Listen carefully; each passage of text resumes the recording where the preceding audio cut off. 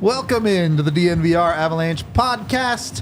We've got all four of us here to discuss a loss that, let's not beat around the bush, not good enough. Not great, from Bob. the Colorado Avalanche. You just need better than what they were able to provide in this one.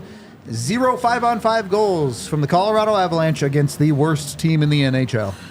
The worst team that's banged up. That is, their defense has a bunch of people you don't even know on it. And they could not score at 5-on-5. Let's do the 60-second rundown before we jump into analyzing and breaking down this game. First period, kind of wild. The Avs actually played pretty well, drawing power plays. They managed to score 2 power play goals, both finished by Val Nichushkin.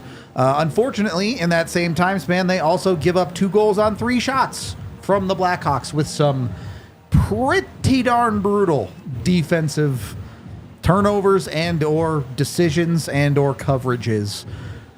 Just sloppiness, making themselves their own worst enemy. Again, the second period happened. Both teams did play a second period of hockey. That is about all there is to that. And then a third period where the Avs dominated 5-on-5. And we'll get into the reffing. We'll talk about it. Not blaming it. The Avs take a penalty. Chicago scores, and that's that. You let a bad team hang around, and they beat you. 3-2 final. Let's go back to the first period. Let's start here. Let's start with a positive. There's going to be a lot of negatives. There's going to be a lot of yelling and shouting and doom in the chat, and it's somewhat justified at least tonight. But Val Nichushkin, the Avs power play, they gave you what you wanted tonight, yes? Yeah. So, at least you can take a positive out of tonight. At least you can look at something. At least you can look at Val Nichushkin, who has not. Look, Nathan McKinnon's been unbelievably good over the last 10-game stretch. Is Val Nichushkin the Avs' second best player in the month of December? Sure. He's got, 15 goals now? Up to 29 points on the season. I'm saying there might be some problems people have with the Avs lineup. Val Nichushkin is not one of them. Does that translate into something more? Can Val continue to be, let's call it the third banana next to Mikko and McKinnon? Yeah. Okay. All right. Yeah. I mean, I think you're getting an idea that whenever it is that Lehkonen returns, you can roll this top line if you want and be just fine. Sure. So that's cool. Yeah. I'm trying to find something positive here because I know we're about to spend the next 40 minutes being sad and mad and all of those emotions. Well, and tonight asks a lot of Nichushkin with Cogliano out. He's also taking penalty kill minutes, so he's being utilized in all situations and trying to impact the game in a positive way. His ice time has increased, and that was something that Bednar had to be cautious of before when Logan O'Connor was briefly out, was how to manage the PK unit and not overwork guys like Nichushkin, who are also so important to that top power play unit, because they are going to start to rack up ice time pretty quickly. And I think that given the load that Nichushkin had to manage tonight, he did the best he possibly could and was one of the only players to make a positive impact on the game. What I like is he works. You can't argue that. He's getting his gear off. He goes in the shower, and this guy gave it his all. And again, on a game like tonight, not to be negative, you can't say that about everyone. You can't say like, oh, wow, he really left it all out on the table. So in order to the string wins right now, like we talked about, instead of winning 2, losing 1, winning 1, losing 2, you need everyone to get on board and to bring their, I say that all the time, bring your heart rate up. Like some guys, they just, they were there today. That's it. But yeah, sure. You're playing against no offense, not a very adequate team tonight. They worked. They worked. They gave their best, the Chicago Blackhawks. They gave their best. The Avs are better, but you got to bring it up a little more, like another notch. There's a lot of guys that, I don't know, you give them, 6 out of 10? This is not good enough. That's not. All right, let's start with the goals against. Sure. First one is a little bit before the puck actually going in the net, but just an unacceptable turnover from Bowen Byram in the middle of his own zone. Dude, way too cute. You could say that about it feels like 15 times a game when it comes to the Colorado Avalanche. They don't all result in goals against, but at what point does the hammer have to drop on the Avs doing cute things that ultimately lead to nothing? We're like years into this, so it probably won't, dude. I know, but It's kind of just in their DNA at this point. So I wish it wasn't the case. But part of being a really skilled team is that you're going to live with guys that try to make a play like that, and you just have time and place, brother. Like there's a time and place to try and use that skill, and that's not it. Yeah, it's just a terrible play by him. it's when does this become something more than a handful of bad defensive games from Bowen Byram? When does this become this is a thing he needs to start doing better? I think what's tough is in a similar conversation for how we've talked about Malinsky and Jones getting opportunities, the high-risk plays that lead to mistakes have to have high rewards. And I think that's what's been missing from Byram's game in this last stretch has been the production contributions. On a night like tonight, that certainly would have been really helpful. Yep. And if he could impact the game in a positive way, it sort of neutralizes some of those big mistakes. Definitely. I even look at how this mistake happens, and it starts out as a great stick defense play, and then he's vulnerable for Bedard to swoop in like a bird of prey and just take it from him.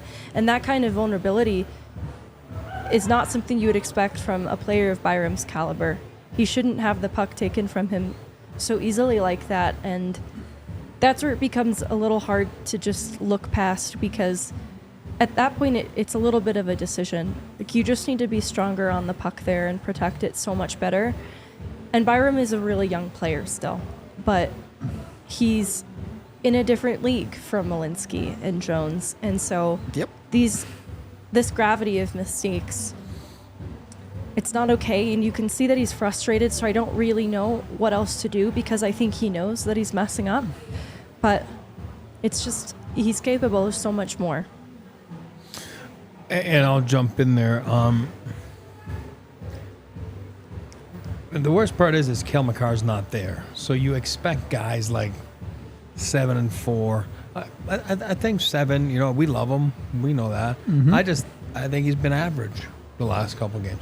You need him to be on top of his game. He's better than that. That's not his best effort tonight.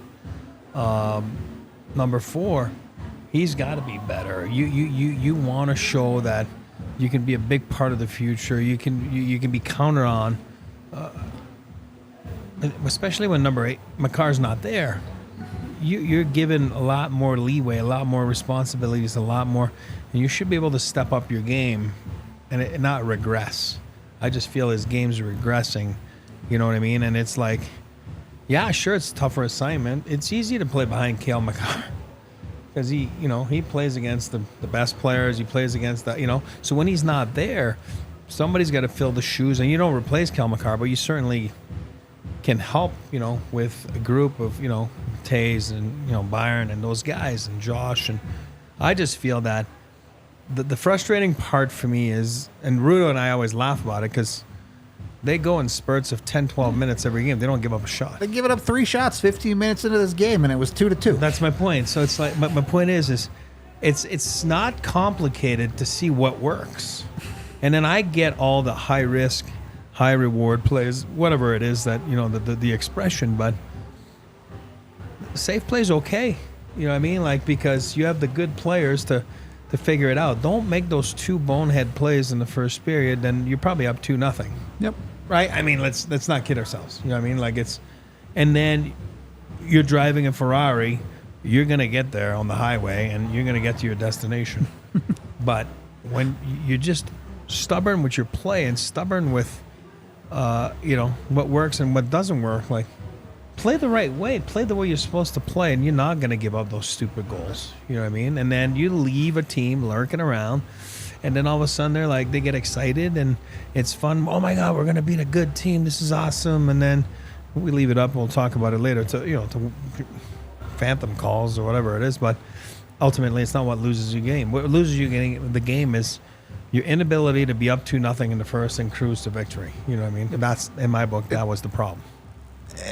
To Megan's point about Byram having opportunity to get that back, hockey's a cruel mistress sometimes too. Byram has an opportunity right at the top of the crease. Puck slides across from, I think it was Val, between his own legs. Yep.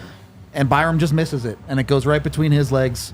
If he converts that opportunity, it's 3-2 Avs. They probably go win the game. He makes up for his mistake, and everyone's going, they won. It's good enough. But instead, that opportunity doesn't go in, and the biggest mark he's left on this game is a terrible turnover. And you just need better. I don't think it's that complicated. The Avs just need better. Not just from Byram, but from, honestly, almost everyone on this team at 5-on-5. I think you're asking from better. Because they just shouldn't lose to the Chicago Blackhawks. It's just, the Blackhawks are the worst team in the NHL. They just are. It's a tough look to not be able to find a way to win that hockey game. The way I look at it is some will say, like, and I don't know what the numbers are, but no, they almost got 40 shots, and they gave up 20. Again, you look at the goalie save percentage, like, got killed by Mrazek, But I don't want to hear, well, they almost got 40 shots. Then get 60. You're that much better than the other team. Then get 60. You know what I mean? And then you just, go. You made some mistakes, then repair your mistakes, fix your mistakes, and go at them. You're that much better. But I just felt that they were just kind of cruising through the game, and It doesn't matter how well you played on the underlying numbers if every time you get a lead, you just give them a breakaway the other way. That's it. And the game gets tied again. You need better. The second goal that they give up in the first period, what is Jack Johnson doing? I'm not sure. I don't understand what possessed him to skate all the way across the ice to cover the same guy that Devon Taves was already covering. And then it's a 2-on-1 in behind your defense because Jack Johnson decides not to play defense and leaves Jonathan Drouin to defend Connor Bedard, which doesn't take a rocket scientist to tell you that's not going to end well. It doesn't. It's 2 goals on 3 shots. One, what's going on there? 2, are you asking Georgiev to stop one of those? Because I get it. Those are very, very difficult shots, both of them, for your goalie to stop. But it's also 2 goals on 3 shots. Yep. Stop one of them, please. Okay. That simple? I think so, man. Like, we've talked about it so many times this year, our post-game pods and pieces that we've written. Like, the guy has a sub-900 save percentage. You're 30 games into the season. Yep. It's not good enough. Yeah. Whatever you say about the defense and this and that, the Avalanche gave up 1 high-danger chance in the third period, and it goes in. Out. Like, they're called high-danger chances for a reason, right? Like, those are the best scoring chances that you get. High-danger chances go in 20% of the time, not 100% of the time. Exactly. Like, roughly 1 out of every 5 is supposed to go in, and maybe even a little less than that, if we're being honest here. It's really more like 17, 18%. Yeah. But across an entire season, yeah. Like, that's the range that it'll end up. And it just feels like, oh, that one's in the net, that one's in the net, that one's in the net, and you've lost. And it's like, oh, Georgiev, what do you want him to do? We had the same conversation with Prosvetov not so long ago. Oh, look at the chances, though. Look at the goals being scored. But it's just like, you're asking for 1 extra save from your goaltender. And this is a guy that you're trying to win a Stanley Cup with. I see Connor Hellebuck make those saves regularly. Yep. Like, that's an elite goaltender. They're trying to win with a guy in Georgiev who's not an elite goaltender, but we have all felt that he wasn't too far away from it. And this season, it's gone the wrong direction. Yeah, it's gone way backwards. So, I don't know. You want better from him. Do the breakdowns that occur on the goals against are bad. Oh, yeah. Like, they're bad. And the second one especially, Jesus.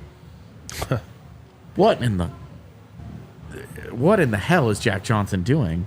That He skates all the way through the neutral zone to stand next to a guy that Devon Taves is already kind of close. Like, I don't know. I don't get it.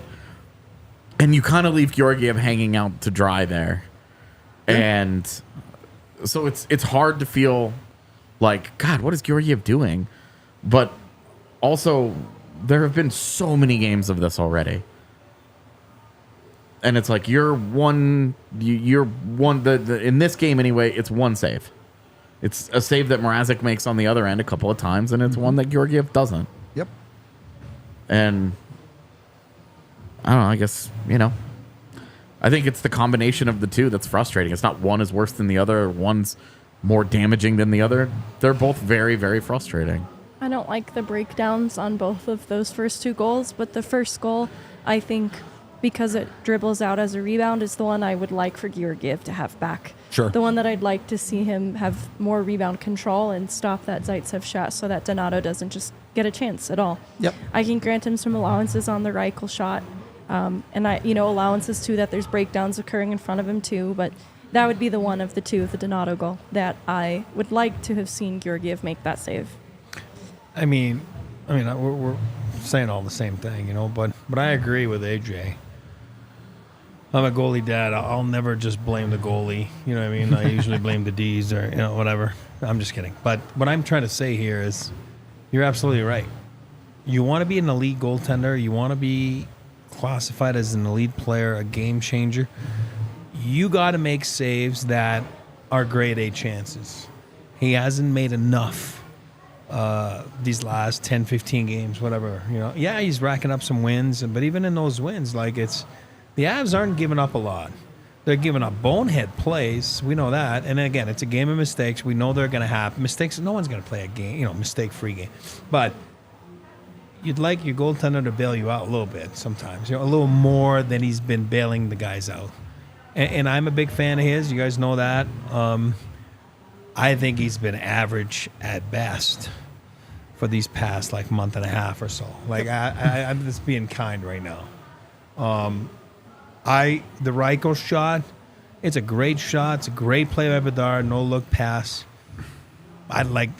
Once in a while, I'd like to see a save. I don't think we've seen enough saves, and I know we're beating a dead horse. We're not all saying the same thing, but I think it's just a common theme right now. And we're not blaming the loss on him. It's not what we're saying, but it sure would help, to get that extra save here and there.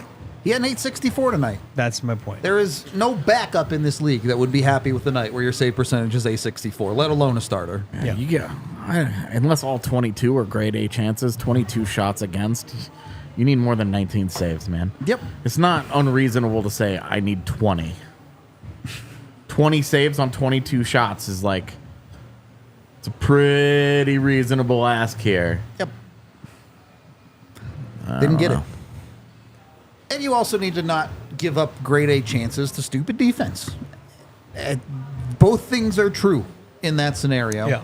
And the Byram one, look, is it a stupid play? Should he be doing it? No. Stupid stuff happens sometimes. The Johnson one, I don't understand because the Avs have a defensive system. They have a defensive structure that usually doesn't include a guy abandoning his post to go cover a covered guy. Well, and you see Devon Taves sees it. Yep. And panics, turns turns around and tries is trying to get back as fast as he can. And Jonathan Duran is like, what the hell, man? Yeah, he's like, I'm just trying to get this guy to give up the puck, and he gets that. And you're like, okay, maybe we should have let him shoot it. It's pretty frustrating. The whole thing was frustrating. Yeah, it's... Sorry, this Devon Taves quote from Guerrilla Sports. Yep. I think we got some guys who think they're playing well, and I think they're kidding themselves at this point. That's crazy. Oh, but I agree with that. I hope he was looking at somebody when he said that shit. No, but I agree with that. I just said that earlier.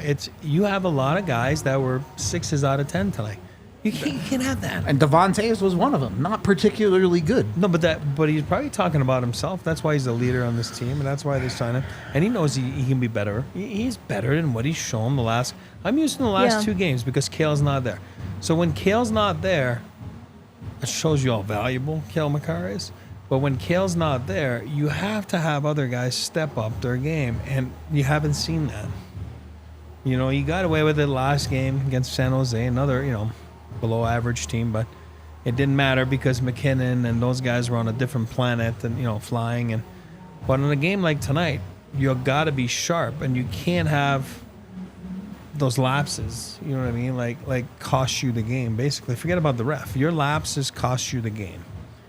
Because a penalty will occur. A ref, you have to be able to overcome a bad call by a ref, because it's like the Vegas against San Jose back then, right? The Pavelski. It's like everyone's talking about the 5-minute. You still gave up 4 freaking goals. Like at some point, that's on you. It's not the referee. So they can be better. I like Taze's comment. I like that. And we'll get into that too. Yeah. A lot more to cover here. Before we go forward, we are brought to you by the beautiful folks over at Bet365. At least I did hit a bet tonight. If there's no other positives, I got my money made back thanks to Jonathan Drew and getting an assist. So you can get over on Bet365 and bet on the Avs. Use code DNVR365 when you sign up to get a bunch of amazing boosts. I know there's a bunch of doomers in chat tonight, and I think, honestly, this is probably one of the nights where they're more justified than most. If you're a real doomer, put your money where your mouth is and bet against the Avs. Then at least you make money at the end of the night, right? I think you'd probably lose a lot more money than you'd win. Yeah, probably. But, all I'm saying is if you really believe that the Avs are a bad hockey team, go make some money on them. That's where I'm at with it. Of course, you can bet on all sorts of other stuff with Bet365, whether that be basketball, football, you name it, all sorts of awesome sports. Use that DNVR365 code when you sign up to let them know we sent you over there. And, of course, you must be 21 or older, physically located in Colorado. And if you or someone you know has a gambling problem, call or text 1-800-GAMBLER. And then put your Shady Rays on. Look, if the world is shrouded in darkness, is that the doom or is that the Shady Rays? I mean, it could be either. That's all I'm saying. They are fantastic sunglasses. Absolutely great. I love them. I use them driving into work almost every single day. So go check them out for yourself. When you use code DNVR at ShadyRays.com and you get 2 pairs or more, you get 50% off your entire order. So go check that out. Go join over 250,000 people who have given them 5 stars. Second period of the DNVR Avalanche podcast. Second period of this game. Not a whole lot happened in the second period, right? It was a pretty slow period. It felt like Chicago kind of tried to jump on them early in the second period, but the Avs survived that. And then not a lot happened. And this is my problem. Not a lot happened. This hockey game is one where we've established the Avs should be a better team than Chicago. This is a team they should beat. You let them hang around. Where's that jump in the second period for Colorado? We know they're capable of it. We see them play aggressively, assertively, dominate games all the time, and it just did not show up in the second period for this team. The Avs seemingly were plenty casual. Nathan McKinnon skating into the zone and throwing pucks to spaces. Mikko Rantanen passing pucks out of the slot to get lesser chances. Is this just a mentality thing? Is this overconfidence from Colorado? Is this lack of attention to detail? What is it? I don't know.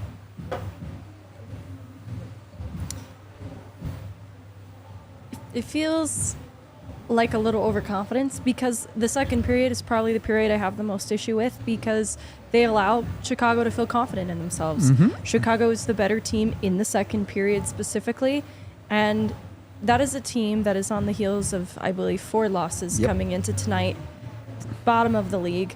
They're going to derive momentum from that, and so much so that they're able to stifle the Avs' third power play opportunity in that second period, wherein it was a 2-2 game. Yep. They had a chance to look for a lead with that power play opportunity. It was buzzing from earlier in that first period, and they don't create very much. Even if they don't convert, my issue is the lack of creation, where they have an opportunity to get a lead in this game, and they sit back on their heels in that second period. To me, that is too comfortable, and that is not respecting the competition, and where I think a little bit of arrogance caused them to lose their grip on this game, because they played very hard in that third period, but they couldn't overcome what they allowed to happen in the second period. even though they played so well coming out into the third, they allowed Chicago to get some dangerous chances, and because they didn't do very much, it was a waste of a period in a lot of ways. Like, they had the chance to impact the game in a positive way. It's not just that they made mistakes, they just didn't. It was a very neutral period. They just didn't do very much and allowed Chicago to get dangerous. Well, for me, it's a two-word thing. It's called killer instinct. You know what I mean? And they just haven't had it lately. You know what I mean? And it's like you're just going to play the game, and there's parts of the game that are not there, and then we'll figure out, we'll make a play, and it just bites you at the end. You know what I mean? Like, there was some opportunities in the third to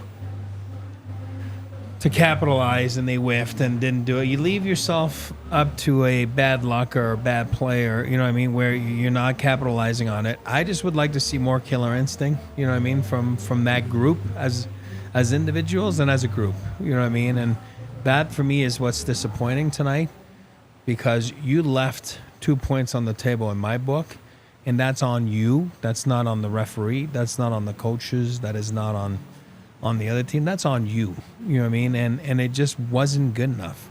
And that league is too good. I don't care if your opponent is inferior or not as good or going through troubles or rebuilt or whatever it is. It's still a National Hockey League.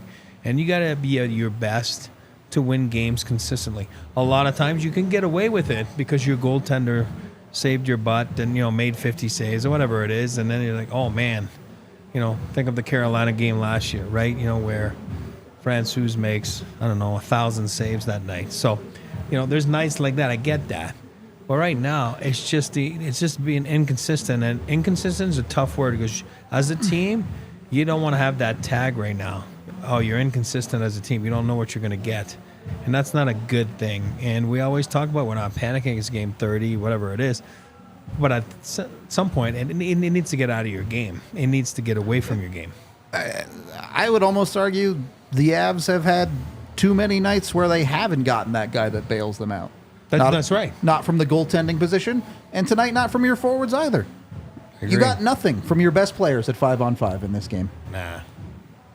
It's not like there weren't opportunities for the Avs to win this one. And no offense to the D-core that was there, but it was not great. It wasn't. You should have gotten 15 high-scoring chances in the third. I mean, you should. And, hey, you know, kudos to those guys, those kids, or whatever it is, because I'll never put down a National Hockey League player. I will never do that. But it's Nathan MacKinnon. It's Mikko and guys like that. You should be taking these guys' lunches. Yep. And they're learning on the job, and they're learning what it is. And you should have just taken their lunch money and then just capitalized on it, and they didn't. I think it goes unsaid sometimes because, generally speaking, generating high danger chances will eventually lead to goals. But you still have to convert those chances at a certain point. You can generate 1 million, and if your guy shoots every single one of them wide, you have 0 goals at the end of the night. You have to be able to finish your plays at times. Like Kiwi Ranta right there. Yeah, it's exactly. a big play by Dermy there. You know, he doesn't get a lot of ice. He makes the right play. And Kiwi Ranta, that's a goal. That's a tap. You got to put that in. Steady double clutches it, and then Mrazek makes a save that Georgiev doesn't tonight. That's right. Kind of sums up the entire experience at times. All right, I need chat to understand that we are putting this next conversation in a box. The Avs lost this game. They deserve to lose this game. They did that entirely on their own. Not trying to take anything away from that. It's a deserved loss. Colorado, it's on them 100%. Why did the refs just make up 4 calls in this hockey game? I just told AJ earlier, the one thing that is tough when you're sitting here and you're not actually on the bench, or, you know what I mean, and kind of feel the game, feel what's going on, see what's going on behind the play, things that are said. You know, and I'm not saying the Avs guys said stuff, but they must have. I mean, when you come up and hey, listen, MacKinnon gets the call, right, against them, right? Like, he kind of sells it, throws his hand up, and I didn't like it. I didn't think that the Hawks player should have been. I don't remember who it was, but Connor Murphy. Yeah. was it Murphy? Yeah, I mean, Connor it's Murphy, the softest call of all time. That's not a penalty, and we knew call in that. the game by the end of it. Yeah, but we knew that all of a sudden they were going to call something, right? And by Yeah. the end of it, they call something soft right there. Hey, listen, for me, okay. I think it's human nature. Referees are the best referees in the world. I mean, it's a tough job. I'm not here to criticize them, but Why not? But what I'm here to say is, okay, he probably didn't like the fact that Nate kind of sold it a little bit. Then he gets it back. But then after that, he keeps going, and now you're nitpicking on one side. And that's why I say we don't know what was said. We don't know what's been said. And sometimes, believe it or not, it's human nature. You're just yelling at someone, and you're nonstop, and you know what I mean? It's all of a sudden, it's human nature. They're just going to take it out against you. I don't care. It looked like that at the end. Drew in, like, all of a sudden, he's, it's a normal scrum at the end of it. I mean, come on. And what I didn't like is he calls Wood for a softie, and then, you know what? Live with your call, and whatever he said to you, like, I mean, God, live with it. You don't have to give the guy an extra 2 when he comes out of the box. And I'm not saying it's okay for Woody to do. We don't know what he said. I have no idea. But if you're gonna call a soft call like that, I mean, be a little stronger. And it's like McKinnon earlier this season. Remember, he was mad about something, and then, the non-call or whatever it was, and then you got to be able to take a little bit of criticism. Our job is to go out here and criticize Avs players all the time when they lose. Yes. There's no reason we can't criticize the refs for doing a bad job, Yeah. too. Because they did a bad job tonight. And where, but again, I'm going to finish my point and give you guys the floor after. But for me, I hated the call. I thought it was soft as crap. I didn't like it. And I didn't like the second one because take it. Whatever he said to you, take it. Well, It's an emotional game. At that point, it's 3 in rapid succession. That's, Because you have the one on Nichushkin where he gets called for holding, and they show the It's replay. just straight up made up. And you're like, he had his stick held, if anything. Like, this is ridiculous. I mean, you can call this the rest of the night, like every shift 4 or 5 times. But what I didn't like, and that's why I say I'm not blaming the refs, I didn't like the calls.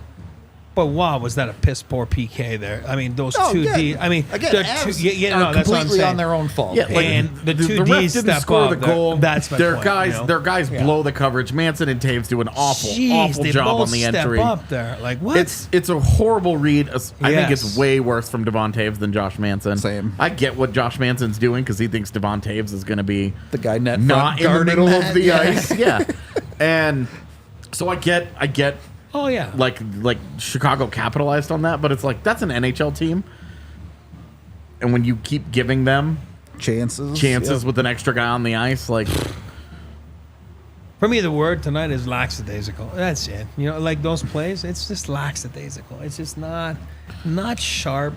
And when you have guys like Makara, you got to be sharp. You got to be sharp. And that one, I didn't like the call by the referee. I thought it was awful, but I didn't like the way they responded to it. yeah, I mean, you have to know in the third period of a game, like there are giant screens above you in every arena. Yep. You could easily see a call and then make a call, put a guy up there and glance up there and be like, oh, all right, that maybe is not so great. You can ask one of the other guys what he saw, whatever. The information is readily available. And then when they score on that power play to make it 3-2 in the third period of a tie game, you have to know that the guy coming out of the box is going to be heated. Yep. Especially because they score quickly on the power play. It's not like he's been sitting there for a minute and a half. Oh, It yeah. happened fast. And in the span of, 4 minutes in real time, you go from having a tie game, making a questionable call, now it's 3-2, and the guy that just got put in there is upset. Yep. And he comes out, and it all happens so quickly that we don't even see it. Yep. Yeah. And he's just gone. And then you get to the end of the game. You're in the final minute of the game. And you allow Jonathan Duran gets clear Cross-checked cut, in the numbers. cross-checked in the back, and it's like these things, especially in those late game situations, refs let that stuff go all the time. It's fine. I don't even have like a huge issue there. You just have to let Druin shot back after Yeah. the whistle Well, go and too, right? Duran goes over there and engages a little bit, and it's like a minor tussle. Yeah. And the Avs get the extra penalty out of it. And it's like, this is where, once again, I am saying, please have a pool reporter. Yep. Go into the ref room and say, Agree. hey, end of the game. Why is this guy getting an extra penalty? Like, what does Ryan Johansson do here that gets him tossed too? Why are the Avs on another PK at the end of the game? I just want to know why. What is the explanation here? What happened? What did you see here? Where did you feel like the Avalanche had deserved not an extra penalty after Wood comes out of the box, and then one after another routine scrum? They send off both guys.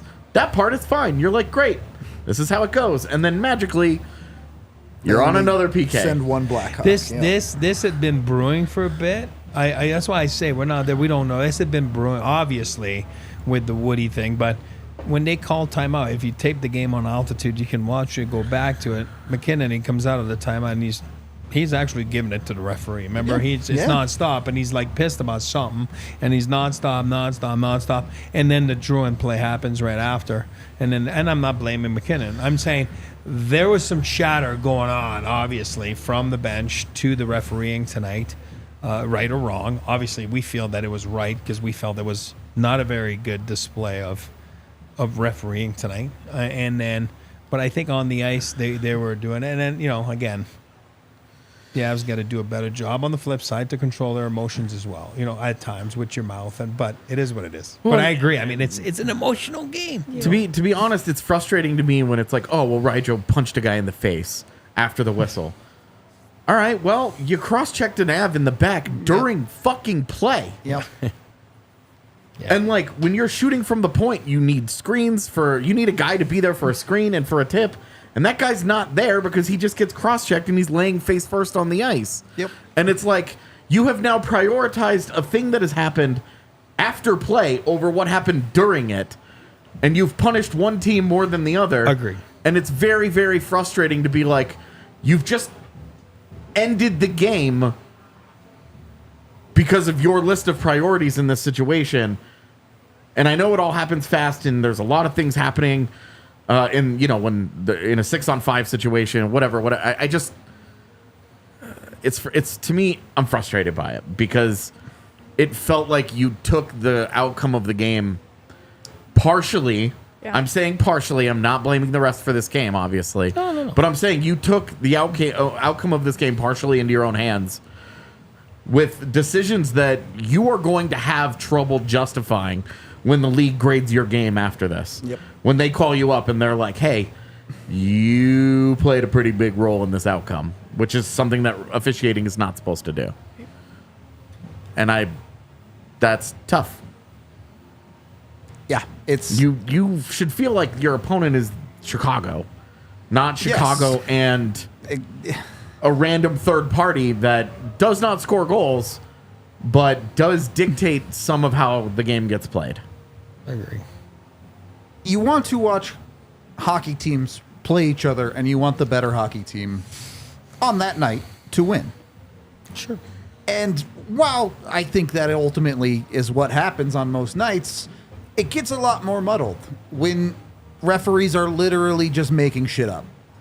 And this isn't even, they made shit up against the Avs. The Avs got a made-up call tonight, too. Yeah. It happened, and we were all like, are you kidding with this? There's nothing wrong with calling bad refereeing. I agree. It was heavy-handed.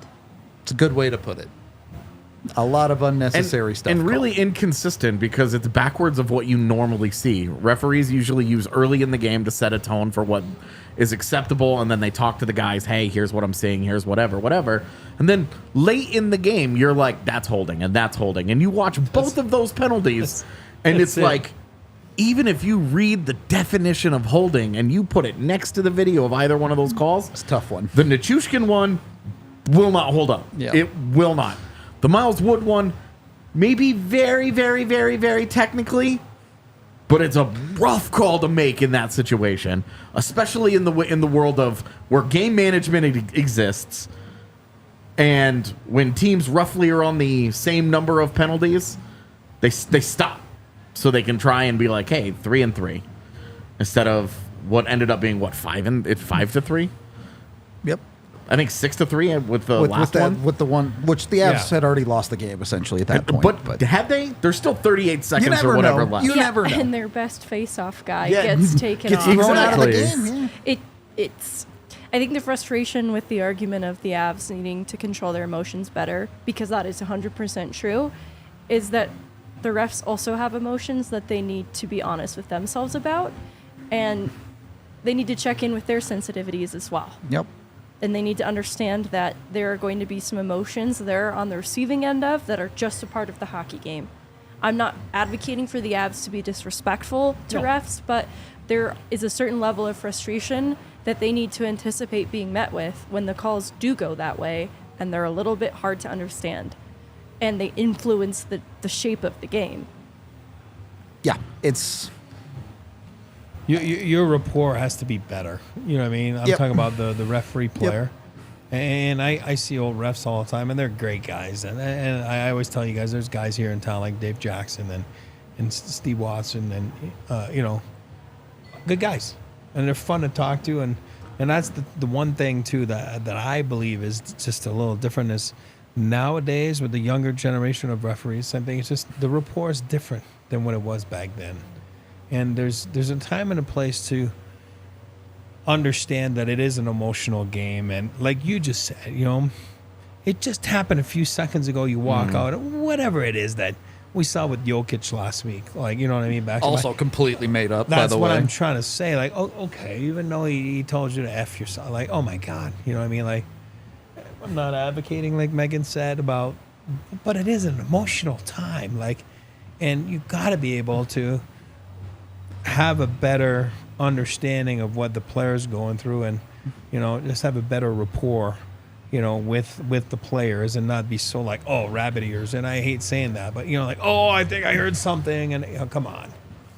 Just turn a cheek and move on. You just made a couple soft calls. Let it go. You know what I mean? Well, that's my point. And then you have the other side of it in which up to that call, the Avs are destroying Chicago in this period on the underlying numbers. They're dominating the period at 5-on-5. Sure. And then Finished that way, too. But they fold in on themselves when they face that adversity. Of that power play lasts, is it even 20 seconds? I think it's like 17 seconds in. They make an egregious defensive positioning mistake and the puck's in the back of the net and they lose the game. Goaltending. Sure. You just need... If the Avs want to be a great hockey team, you can't give up bad stuff when something doesn't go your way. You can't be playing really well and then one bad call derail your game. Well, the anger about the officiating tonight is that they killed the Nichushkin one. They do. And to be honest with you, none of Chicago's power plays are particularly dangerous all game long. Until that one. Yeah. Except for the one breakdown that they have that ends up in the back of the net. And you're just Big like, breakdown. they have one bad read where a guy is a foot away from where he needs to be, and you lose the game because of it. Yep. That's incredibly frustrating It that is. you have You've played that well. 60 minutes in a hockey game that you are trying to do all kinds of things. You are going to make mistakes. The Avs just can't give up a chance like that. They gave up worse chances than that. That's... Every team in every game ever is going to give up some really good scoring chances. It's just how it goes, and you just... Right.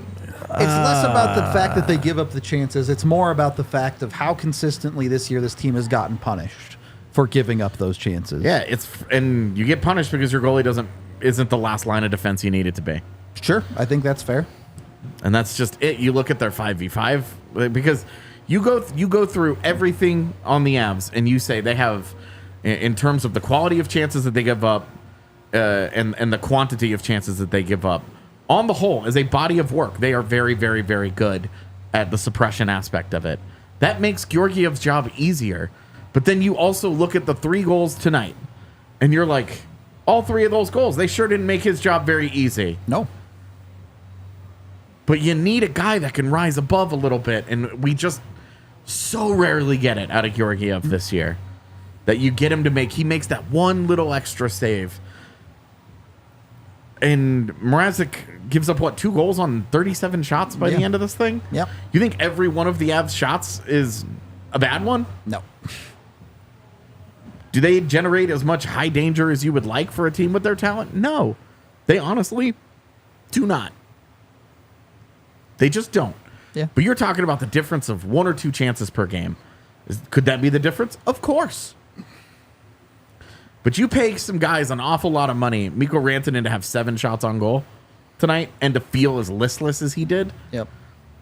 When he got opportunities, I mean, he gets an open look late in the game, with what, under 6 minutes to play, whatever. Yep. That wrist shot's not even competitive. Missed the net entirely. The Multiple Sam other Malinsky goes opportunities. all the way around the net, makes a wonderful play, sets up Mikko in the middle of the ice by himself. And if that shot is even on goal and it scores, you're not looking at Mrazek going, why can't you make that save? Yep. That's the same exact type of scoring chance that has gone in against the Avalanche on the other end. Yep. Mikko Rantanen doesn't even put the damn thing on net. Yep. And that's where you are just ripping your own eyes out of frustration that on one end, those are going in against you. And on the other end, guys are just ripping them wide. And that it happens. You have nights like that. They just scored 6 goals 2 nights ago.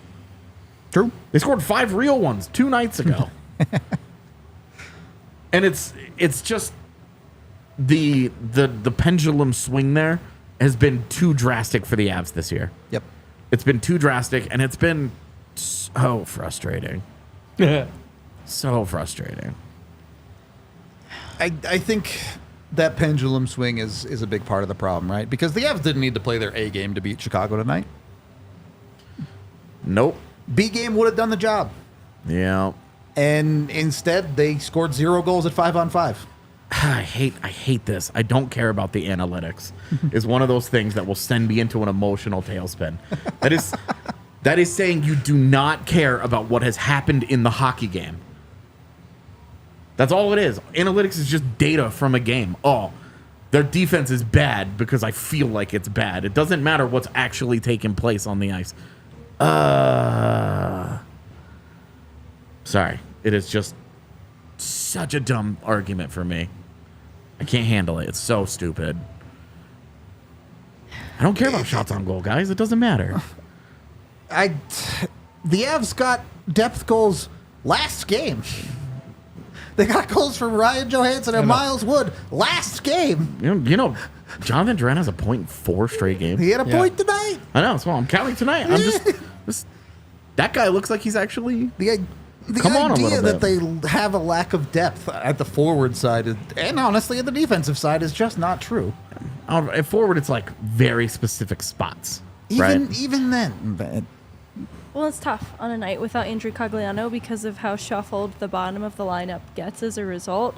I think it's weakened, and it's not to say they lost this game solely because Makar and Cogliano weren't in it, but you think about Cogliano and Lehkonen in the forward group alone, and your options are a lot different. I looked at, before tonight's game, there was, I think it was Jay Fresh who came out with it, the goals above expected, and the Avs are in a tough position because I do not want to say they've been unlucky, but I think the lack of finish has been a bit of an anomaly that I don't think persists through the rest of this season, especially for players like Mikko Rantanen, because as, you know, I don't know that I consider myself an analytics person specifically, but tonight it's, you know, high danger chances are 18-8 compared to Chicago. That is a little bit unfortunate, and it's not to take away credit from the night that Mrazek has.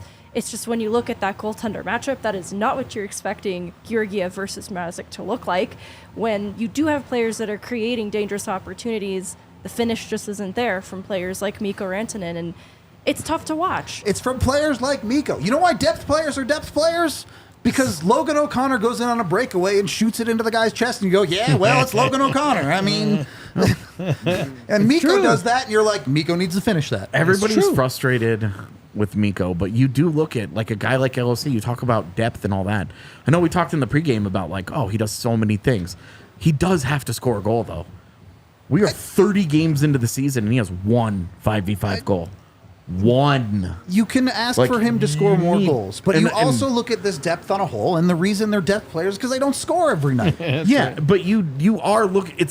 They're in such I like agree. a weirdly like I said, they're in a weirdly specific like middle road here, because Miles Wood, you're like, this has worked. Yep. This has gone well. Ross Colton, this has gone well. Logan O'Connor has been their best glue guy of the season. Every line that he has been on has improved drastically with him next to him. And so obviously there's a lot of value there. But when it comes to, you just need production. We talked about this with Jonathan Duran when he wasn't scoring at all. But he has it now. And you're like, look, I think he's playing pretty good hockey. And my eyes are telling me, the numbers are telling me that this guy's actually okay. But he needs to start to produce. Those numbers are coming. You have multiple guys. Don't do it. No, I have to. I don't do it. Okay. I'll finish and then you can do it. But like, you have multiple guys on pace for 40-point seasons that you're paying in the range For a 40-point season. for a 40-point season. Right. So, the Ryan Johansson thing, it's an issue. Yeah. It is, but like, you've gotten decent production elsewhere. Yep. It's not overwhelming, and this is where we've talked about this. The Nazem Kadri thing in the Cup year screwed everybody up, because it's like, That's not what a 2C looks like. this is what a 2C is, and it's like he had an 87-point year. The 2 years that Nazem Kadri was a normal 2C, they didn't win the Cup. The year he had a first-line center's production, they did. If you're gonna have two first-line centers, you should win the Cup. You just should. But it is very, like, the depth thing, it's kind of there.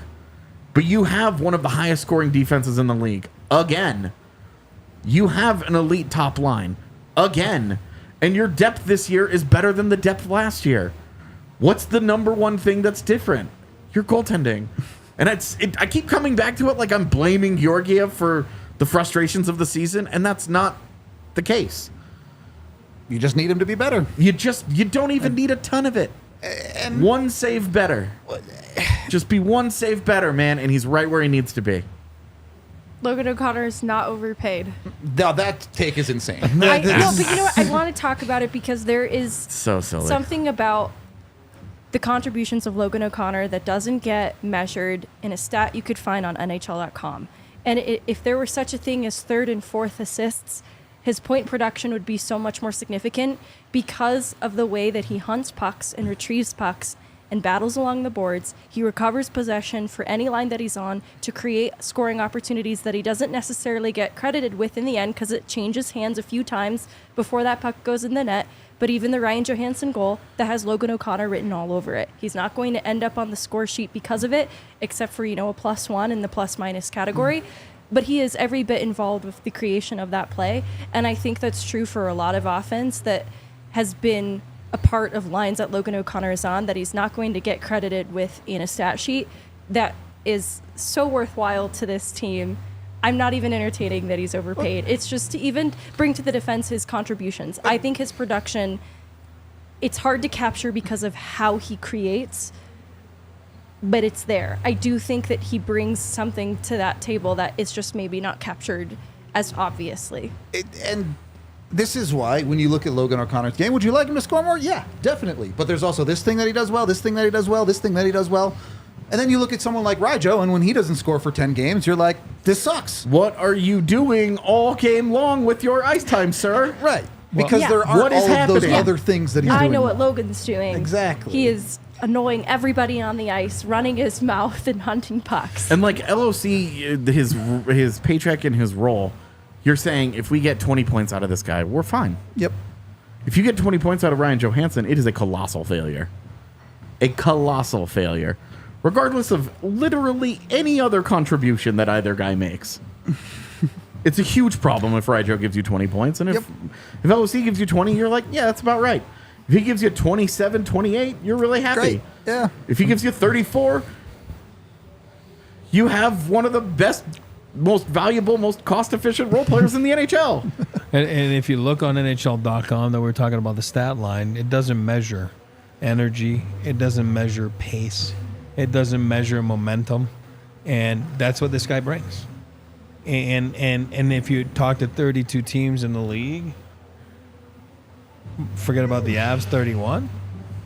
At that price, which is underpaid, a 31 for 31 will take him. So, well, you look at the there's no issues contract there. Miles Wood got, and LOC's like that. That's what I'm going to get paid when He's this like, deal's over. Yeah. he's like eyeballing that, knowing that when he gets to UFA, the cap will have gone up And twice. he'll get it. He's He'll like, get it. yeah, he's looking at like, hey, 2.5. That's where I want to be. He'll get it, and he should get it. Yeah, he should. And Miles, for that price so far, Miles Wood has done exactly that. He's been everything that you wanted, and how his night went down tonight was dumb. Yep. It was dumb. I got a question. Are we in the third period or second? No, I'm about to do this. Okay, no, because I got a question after. I just saw something, and I want to bring it up. All right. Well, before we get to Eric's question, make sure you're getting yourself edumacated and make sure you are helping your kids get edumacated with College Invest. It's important to start saving for college early, and you need a plan just in case your child doesn't get an athletic scholarship like some of us. I sure didn't. I don't know about any of you, but I was not the athletic scholarship. I had to pay for college. College Invest makes it easy with flexible saving plans. It's super easy to use. Savings can be used for trade schools, apprenticeships nationwide, all sorts of good stuff too. So it's not just the standard stock college route. You can open your account today at collegeinvest.org. Jump over there. Make sure you're got those college saving funds rolling with College Invest and collegeinvest.org. Also brought to you by another ad read that I definitely haven't forgotten. Oh, yeah, it's Breck Distillery. It's our favorite. No winter shots tonight, but Breck Distillery with award-winning whiskeys and a ton of other alcohol that's great, too. They have a new vodka that they've had out for a little while now. Other options, you can go check it out at BreckenridgeDistillery.com. You can also get over to their restaurant, which is an awesome place to get a drink, get some food. Delicious stuff. They're the official alcohol of the Denver Broncos. So check them out. Go over to BreckDistillery.com. You can order in all 50 states if you want to get it, even if you're not local. So go do that. Third period of the DNVR Avalanche podcast. Eric, what's your question? I just looked on the ice time. I think, and I'm not calling out Jared Bednar. I'm not. I don't know the circumstances. Maybe he wasn't feeling well or he's injured or whatever. But I just feel Ross Colton's been one of their best players lately. I just looked at the ice time. Played 10 minutes tonight. That's just a shock for me. That is shocking to me. It was shocking to me. I'm just being honest. Played 10? 10 That minutes. feels extra low. It does. Yeah. Not I sure. mean- Not sure what to make of that. Let me go look at the ice time. Like Yeah, I the just shift, did. So, shift I mean, by the shift, shift how chart, many yeah. shifts in each period. I know he lost Woody, but that was at the end. I mean, I don't know. That's weird. While they look that up, and I know this isn't the point that you're making, but it's a point I want to make about what we were talking about before. You're 2-2 or down a goal in the third period. You're not asking your depth to score you that goal. Yeah. You're shortening your bench and you're playing your superstars to get that goal, No, right? I get that. But so when they get off the ice, I believe he should be on the ice when they get off. Sure. He should be one of the guys that's probably, And I'm with double you, but shifted. this is just going back to my point. No, but I agree. You're not Yeah. asking your I know. depth guys No, to no, be no, no. that guy. That's on the not what I hockey was saying, team. but I was like, 10 minutes just feels like an That awful that low. feels waits for a guy who lately has been playing 14, 15. I think he played 18 the other night. That's why I was like, well, that's a little It's weird. weird. Not sure on that 4 one. shifts in the second period, 5 shifts in the third. That's pretty minimal usage. Yeah.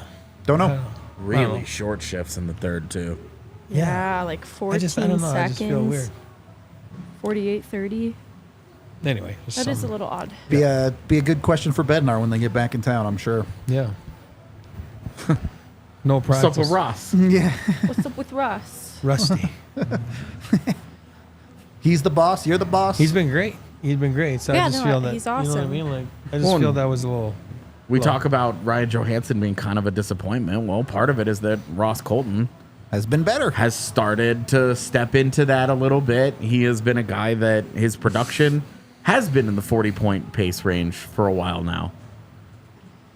Yep. Roughly 20 goals, maybe a little bit less, right in that I area. think it's right about 20. Yeah. And that's what you want. Mm-hmm. Like, if you're not going to have a true 2C, having a really good 3C helps. But if your 3C kind of takes over, Yep.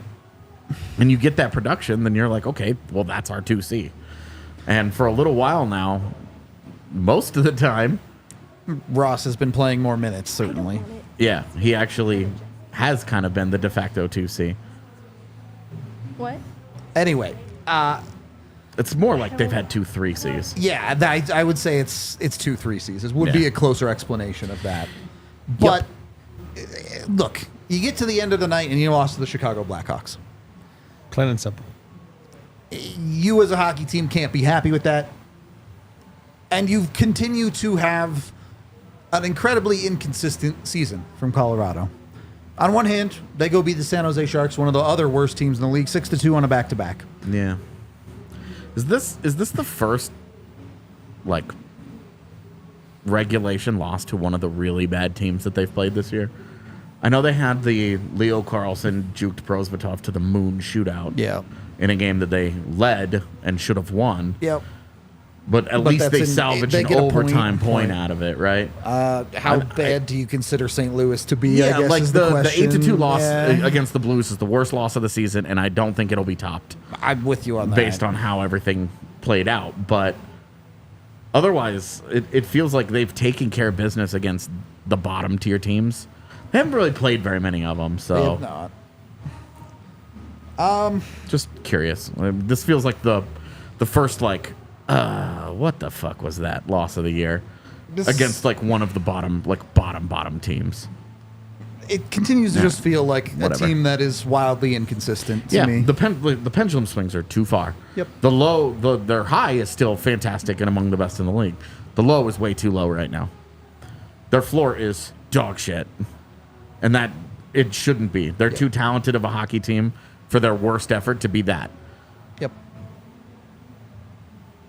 I don't even care about the injury aspect of this. I don't care that they're missing half their top 4. Arturi Lekkonen's not in there. Those guys. This is Chicago. Chicago's missing twice Half what you their are. defense.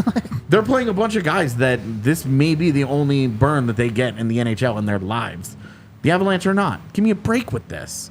This was just a bad loss. It's a bad loss. For reference, they have 2 wins over San Jose. They have a win over Chicago. The only other real bad teams that they've played this year are, depending on how you feel about a Seattle, which they split with. And their one loss was they went 2-1 against Seattle. Oh, And then- they did win 2, and they should have won 3. Well, in their third one, they lose with 30 seconds. or to at least play. should have got a point out of it, I guess. Ross Cold. God. But they really have not played that many bad teams, and they've won most of those games. Still doesn't excuse losing to Chicago No, of course in a game not, like dude. this. I would rather they have lost the first Chicago game like this. A banged up Blackhawks team, Yeah. full of a bunch of AHL guys. Give me a goddamn break, dude. How does the couch feel about the Avs right now? Is this a team that's inconsistent, that can get there, that can figure it out, find consistency through the last 50 games of the season? Or is this something that the Avs are just going to continue to deal with? Of course they're capable of it. I'm just frustrated what's taking them so long. It's usually the strength of this team is the culture. And it's something that doesn't really need to be taught because the guys just embody it in who they are and what they do. And so there's very little external leadership needed from Bednar even. And at this point in the season, they have their messaging. They know what they need to be doing and what they need to be doing consistently to bring them success. So now there's a deeper issue. I don't know if it's, down to the individual and there's an issue with accountability in the room, but the consistency is a problem. And the troubling thing is they know better. So I don't know what's not clicking. I have every faith that this is a group still capable of getting to that point. It's just a bit uncharacteristic to see them like this. I do believe they'll find their groove. I agree. And we always talk about young players and the word is inconsistent. It's tough to find consistency. And I use that line all the time. Consistency is longevity in this league. It's the same thing as a group. There are a lot of new players. There are a lot of expectations. Some guys are taking a little bit longer time to find that expectation on a consistent basis, if that makes sense. You know what I mean? They'll just kind of get going, and it's day in, it's day out. It's not just on game day. It's between games. It's on off days. Preparation is huge. Mentality of a champion, culture of a champion, totally different than maybe you've been at different places before.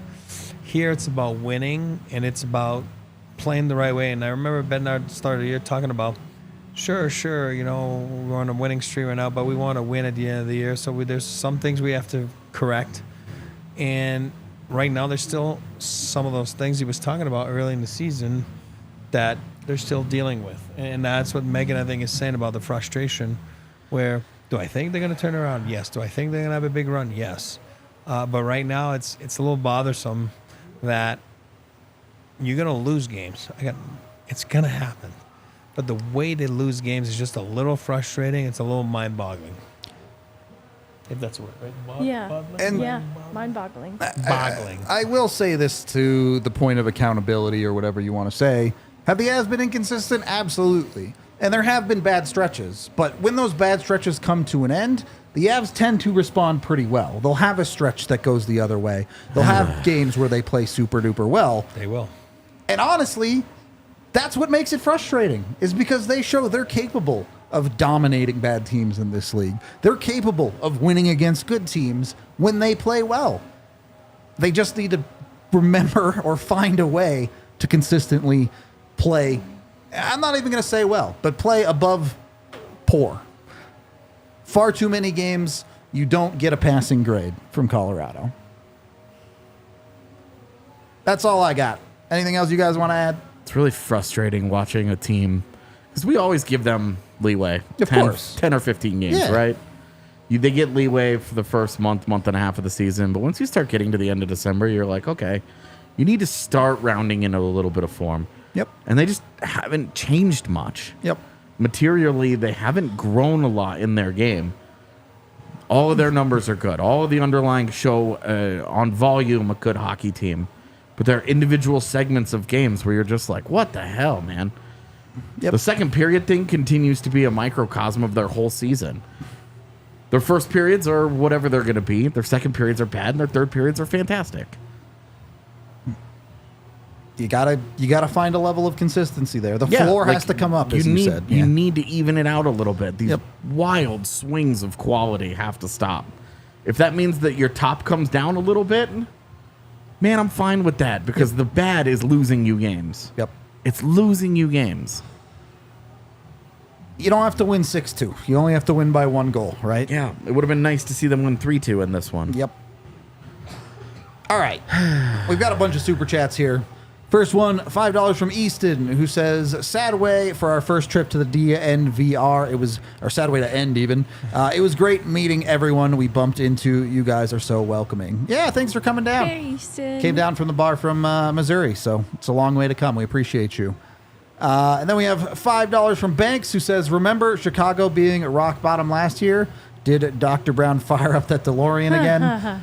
Hey, if they respond the same way they did to the Chicago loss last year, I think we'll all be pretty happy about it in the end. Great. Yeah. Yeah, that'd be great. This starts the Avs going on a tear. I'm absolutely here for it. Melanie with $5 who says, ugh is all I can say. It's a game. Take the good and build on it and fix the bad, and get it together. Either way. Go Avs, go.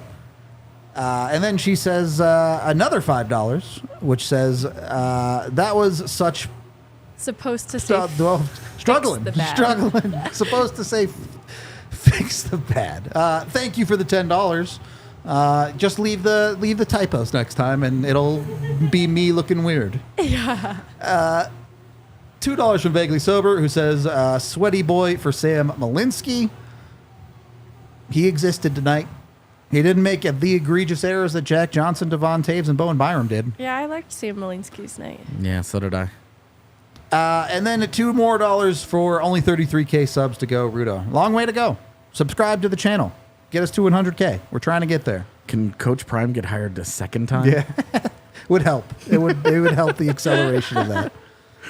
And then we have 279 from John, who says, fire Bednar, this team is lazy, worse than the 22-23 team. I'm just going to, for my own sanity, assume that that's sarcasm and say, haha, very funny. Very funny. Also, shout out to the Super Chats we got the other day's show that I forgot to do. We appreciate you. It was, yeah, my bad. I don't know, man. It's a roller coaster right now for Colorado. But Deep sigh. they're Yeah. still sitting tied for the top of the Central Division.